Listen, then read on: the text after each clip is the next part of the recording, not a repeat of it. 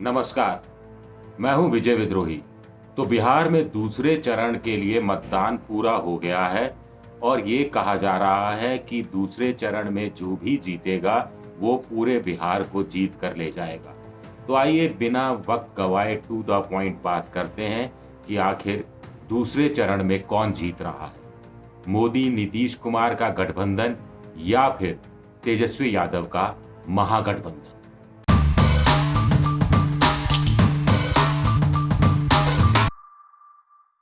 दूसरे चरण में कुल 94 सीटें आती हैं।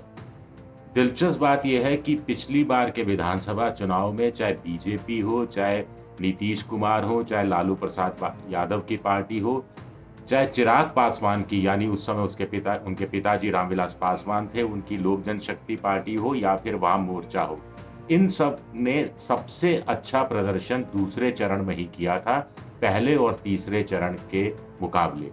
तो इस बार देखना दिलचस्प रहेगा कि जो भी पार्टी अपने पिछले प्रदर्शन को, दूसरे चरण के प्रदर्शन को दोहरा पाती है या उससे आगे जा पाती है, वो फिर चुनाव निकाल सकती है। कुल मिलाकर नीतीश कुमार को अपना वजूद बचाना है, बीजेपी को अपनी साख बचानी है और तेजस्वी यादव को अपनी सरकार बनानी है। सबसे पहले बात करते हैं महागठबंधन की, यानी तेजस्वी यादव की। कुल 6-7 पॉइंट है जिसके आधार पर हम बात करेंगे कि क्यों, कौन सा इस चरण में कौन सा गठबंधन आगे रहता है। तेजस्वी यादव के पक्ष में पहली बात आती है कि दूसरे चरण में भी बेरोजगारी एक बड़ा मुद्दा बनकर उभरा है। जाहिरा तौर पर इसका लाभ तेजस्वी यादव को मिल रहा है। दूसरा पॉइंट ये है कि दूसरे चरण में जहां जहां 17 जिलों में वोटिंग हो रही है, वो सब ऐसे इलाके हैं जहां से भारी तादाद में प्रवासी मजदूर दूसरे शहरों में रोजी रोटी के लिए गए थे और कोरोना के समय लौट कर आए। कोई कहता है 16 लाख, कोई कहता है 18 लाख, कोई कहता है 20 लाख इनकी ये तादाद है। चाहे तादाद कितनी भी हो, मोटे तौर पर ये लोग नीतीश कुमार से नाराज बताए जाते हैं। तो इसका लाभ भी दूसरे चरण में तेजस्वी यादव को मिला है, ऐसा जानकार कह रहे हैं। कहा जा रहा है कि इस बार बिहार में सत्ता की चाबी युवा वोटरों के हाथ में है। कुल मिलाकर 50% से ज्यादा, कुछ लोग कह रहे हैं 60% तक युवा वोटर हैं जिनकी उम्र 40 साल से कम है। दूसरे चरण की बात करें तो यहाँ दिलचस्प बात यह है कि वोटर भी युवा हैं और उम्मीदवार भी युवा हैं। 40% ऐसे उम्मीदवार हैं, 41% ऐसे उम्मीदवार हैं जिनकी उम्र 40 साल से नीचे की है। जानकार बता रहे हैं कि दूसरे चरण में ऐसे युवा उम्मीदवारों के साथ जनता गई है, यानी इसका लाभ भी अप्रत्यक्ष रूप में कहीं ना कहीं तेजस्वी यादव को मिलता दिख रहा है। कांग्रेस ने पिछले चुनाव में कुल मिलाकर 27 सीटें जीती थी, लेकिन दूसरे चरण में वो सिर्फ 7 सीटें जीत पाई थी और 5% वोट उसे मिला था। इस बार माना जा रहा है कि अगर कांग्रेस इतनी सीटें भी बरकरार रख पाती है या इसमें एक आध सीट कम भी हो जाती है, तो भी तेजस्वी यादव संतुष्टि होंगे, उन्हें बहुत ज्यादा उस रूप में नुकसान नहीं होगा। और ऐसा दिख रहा है, जानकार कह रहे हैं कि कांग्रेस बहुत ज्यादा लूज नहीं कर रही है। पांचवा पॉइंट यह है कि कांग्रेस जितना कुछ लूज भी कर रही है या नीतीश के जाने से जो नुकसान हो रहा है तेजस्वी यादव को, पिछली बार 30 सीटें जीती थी नीतीश की पार्टी ने, 33 जीती थी तेजस्वी यादव की पार्टी ने, तो उसकी भरपाई, कुछ हद तक भरपाई वाम मोर्चा करता दिख रहा है। वाम मोर्चा क्या वोट प्रतिशत तो 3.5% के आसपास रहा था, लेकिन बेगूसराय है, सिवान है, बरौनी है, जहां दूसरे चरण में वोट डाले जा रहे हैं, वो सब सीपीआई के, कहीं बेगूसराय जैसा और सिवान जैसा सीपीआई एमएल के गढ़ माने जाते हैं।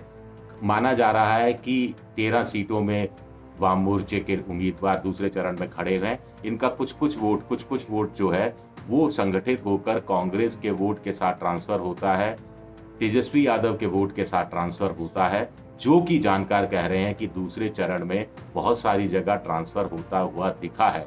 तो इसका फायदा भी तेजस्वी यादव को स्वाभाविक रूप से मिल रहा है।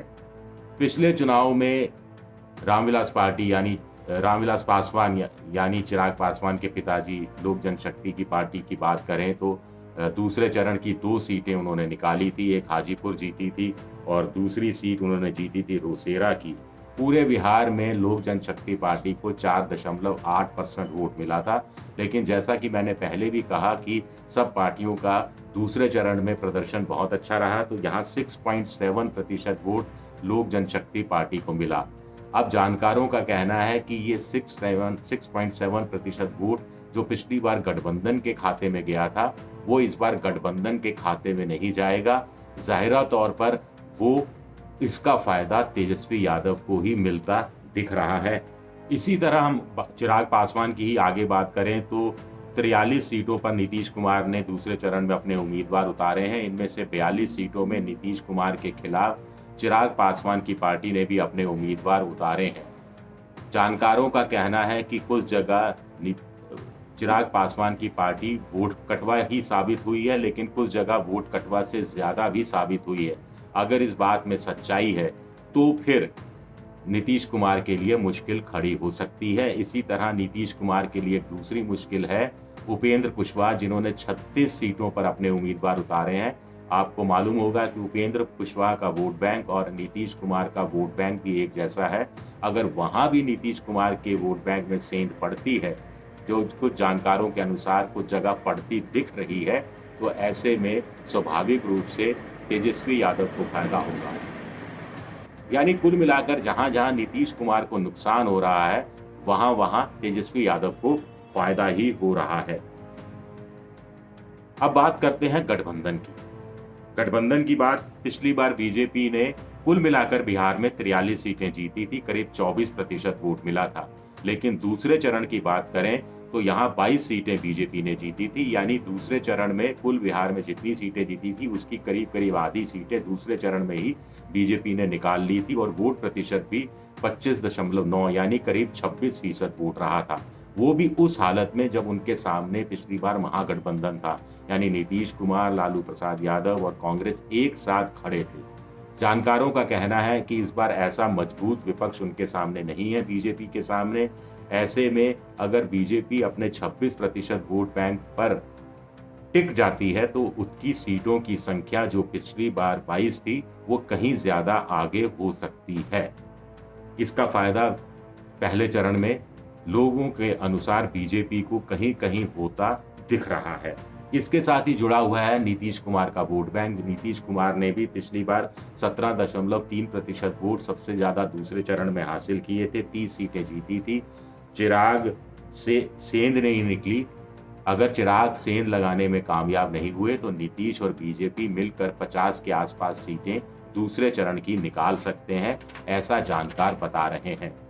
तीसरा पॉइंट जो गठबंधन के पक्ष में जाता है वो ये है कि मुकेश सहनी की वीआईपी पार्टी को लेकर।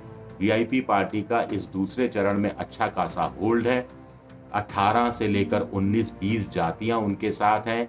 इन जातियों का कुल मिलाकर 13% वोट है और अगर ये 13% वोट बीजेपी के वोट बैंक के साथ और नीतीश के वोट बैंक के साथ मिल जाता है, घुल मिल जाता है, ट्रांसफर भी इधर उधर होता है, वीआईपी ने खुद 11 सीटों पर अपने उम्मीदवार उतारे हैं, तो फिर इसका फायदा गठबंधन को मिल सकता है और गठबंधन दूसरे चरण का सिकंदर साबित हो सकता है। हम पहले ही कह चुके कि दूसरे चरण का सिकंदर जो साबित होगा वो पूरे बिहार का सिकंदर साबित होगा।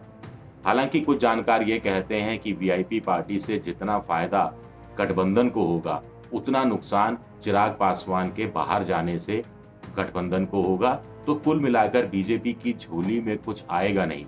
हाँ, बीजेपी की झोली से कुछ जाएगा नहीं, यही बहुत बड़ी बात है जब एक एक वोट के लिए, एक एक सीट के लिए मारामारी हो रही हो। एक बात और जो बीजेपी के पक्ष में जाती है वो है शहरी क्षेत्र की सीटें। दूसरे चरण में ज्यादातर कुछ सीटें ऐसी हैं जो पूरी तरह से शहरी हैं। पटना इसमें है, पटना के अलावा दानापुर है, बरौनी है, बेगूसराय है, छपरा है, भागलपुर है। तो आमतौर पर शहरों में बीजेपी वैसे भी अच्छा करती रही है और जानकार कहते हैं कि अगर बेरोजगार वोटर भी जातिगत आधार पर इन शहरी क्षेत्रों में अंत में जाकर बीजेपी के पक्ष में वोट देते हैं तो फिर बीजेपी एक बड़ी पार्टी के रूप में उभर सकती है। दूसरे चरण में कुछ पॉकेट्स में ऐसा होता दिख भी रहा है। हालांकि बेरोजगारी बहुत बड़ा मुद्दा था, लेकिन जैसा मैंने आपको एक पहले भी उदाहरण दिया था कि एक बार आरा रेलवे स्टेशन के बाहर मुझे एक युवक मिला था, उसने कहा था मैं जाति पर विश्वास नहीं कर सकता, लेकिन विकास पर विश्वास करता हूँ। लेकिन अगर विकास मेरी ही पार्टी का मेरी ही जाति का कोई नेता करे तो इससे अच्छी बात क्या हो सकती है। तो कुल मिलाकर कुछ अगर मगर के साथ दूसरे चरण के चुनाव संपन्न होने के बाद महागठबंधन का पलड़ा कुछ मैं फिर कहूंगा कुछ भारी दिखता है। लेकिन कुछ अगर मगर अगर बीजेपी के साथ भी जोड़ दिए जाएं तो वहां भी बीजेपी के गठबंधन की संभावना का द्वार खुला हुआ है। वैसे भी कहते हैं कि राजनीति संभावनाओं का ही दूसरा नाम। एबीपी न्यूज आपको रखे आगे।